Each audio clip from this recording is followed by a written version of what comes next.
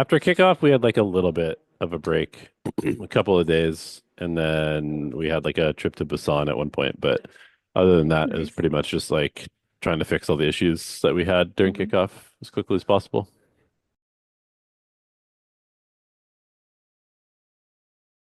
I mean, pretty confident. The biggest thing between kickoff and stage one is like we actually showed up on stage. Because I mean, we were better than DFM in kickoff. Like we were super prepared for them. But we showed up with no energy and we didn't fight for the game at all. And so it was like a very, very disappointing performance for us. Um, and we, had a long talk after that loss, and everybody kind of realized that there's a lot more work that goes into being a pro. We need to like try a lot harder. We need to get more out of practice. We need to be more prepared for the game. In the game itself, we need to sort of like not take any rounds lightly. We can't take like a moment off just because you have advantage in terms of numbers, just because they're on an eco. Like there's no drop in intensity. You have to be there present like at all times. So that's kind of the biggest thing. Also, I mean, there's, a variety of issues that we had in terms of like our map pool, and our fundamentals were not great either for kickoff. So we've been working on a lot of stuff like that. Yeah.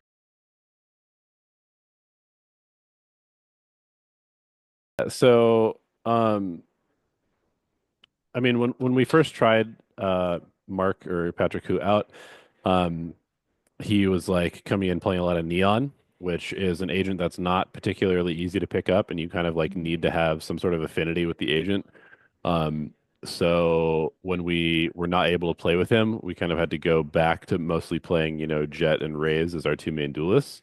Um, and the reality is that he's just like a fast learner. So I can be like, "Hey, Mark, I need you to learn Yoru," and then, with a little bit of help, he'll pick it up quickly. "Hey, Mark, I need you to learn this agent," and he'll pick it up quickly. And he's not quite as like um he doesn't really care that much about being comfortable, I think is probably the best way to put it. Mhm. Whereas a lot of other players tend to prefer to play specific agents because like that allows them to be in their comfort zone at all times. Whereas with Mark, you can just kind of be like, you know, I mean, and he even did this when he was our sixth man. He would be like, "Hey, Mark, you're playing Sova today because Crystal's sick or something like that," and he would come and play Sova and just no complaints or anything like that. So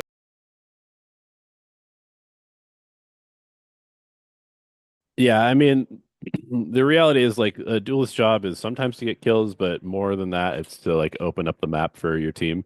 Mhm. And even though he was like our quote unquote bottom fragger for the series, he had a positive first kill, first death ratio, more than double first kills to first deaths, which not a lot Mhm. of people would have. Usually when a duelist is not doing well, it's because they're Mhm. losing first kills. And with Mark, it's like almost a given that he's going to get those. So, um, I think he did a phenomenal job, honestly. Like he came in, played without fear, which is sort of something that you might not expect out of somebody playing their very first game on stage. But yeah, he's like like I said, he's not afraid of the moment. He's not afraid of being uncomfortable, and I think that kind of shows in his gameplay. Yeah.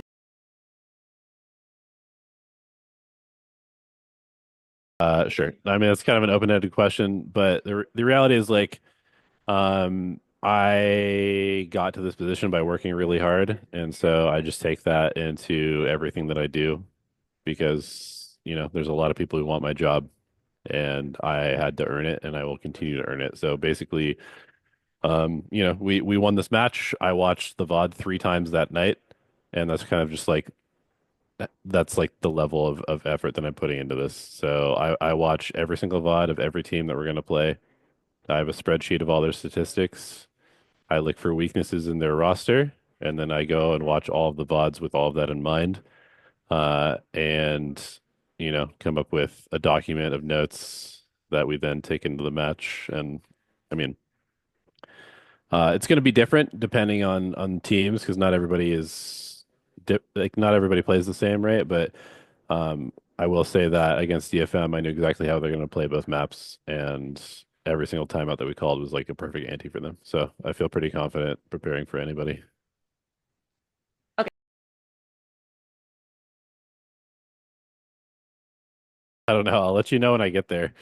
Um, I go to the gym, which is sort of like my personal time, I guess. But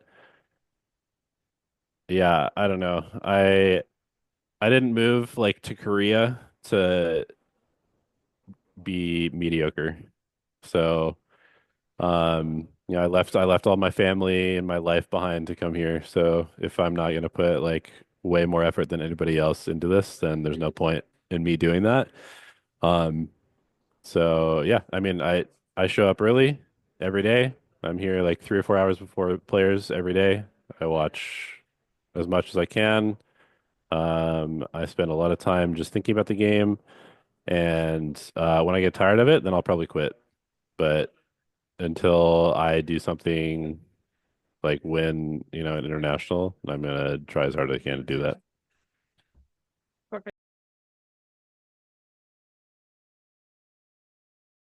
So Kelly is like the IGL in name for sure. Hmm. Um, he and Crystal have a bit of a collaborative calling style, and on certain maps, Crystal will do a lot more of like the defensive calling, for example. Okay. And then in the mid round, they definitely kind of trade off depending on who's alive and who's in the right position. Because sometimes Kelly's playing some Sentinel agents, and so Crystal's more with the pack, and he's the info initiator most of the time. So he has a lot more kind of overall read on what's going on the map. And then, I think this game is not one where one person can control the whole round because there's so much going on. Hmm. And so you need to be like feeding information between all of your players. So it's really important for your lurker to be able to pick up information and feed that to the rest of the team and that type of stuff. So, the people who do the most talking are definitely Crystal and Kelly. But everybody chips in quite a bit. You know, sometimes the duelist needs to be able to call a shot. Sometimes somebody has a good idea or hears something really important. And so, yeah, everybody talks in the team quite a bit.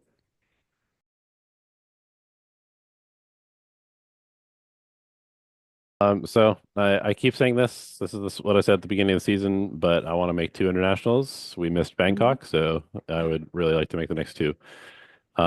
I think, for most people, making champs is enough, but I think it would be cool to kind of like easily make champs by having a good performance at Toronto as well. So that's sort of my goal. And, if we end up just making champs, maybe I'll be okay with that, but I'd like to make both internationals because that's kind of like the most fun part of playing the game.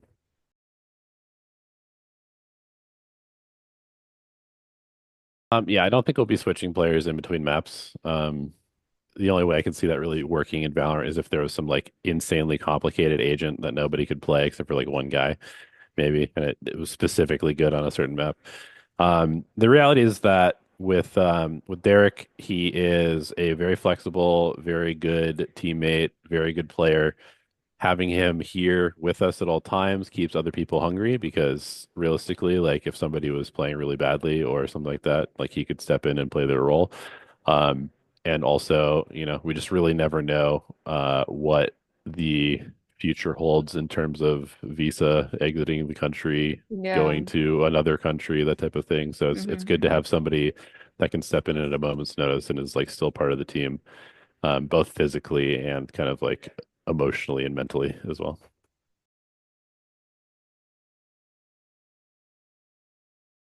I think it'll be scrappy. They seem to play everybody close. Like they did it at kickoff against T1. I obviously had like crazy series against Nongshim at Ascension. So they're like a scrappy team that's not going to go away. So I think that'll be a really good sort of benchmark for us, whether we have the mental fortitude to beat them.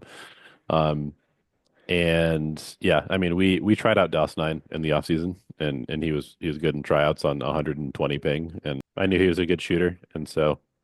Yeah, it's just kind of one of those things like every team kind of has like a couple of spark plug guys, and if you can limit the damage that they're going to do, then you have a pretty good chance to beat them. So I think the series will be really close, but I'm pretty confident just because I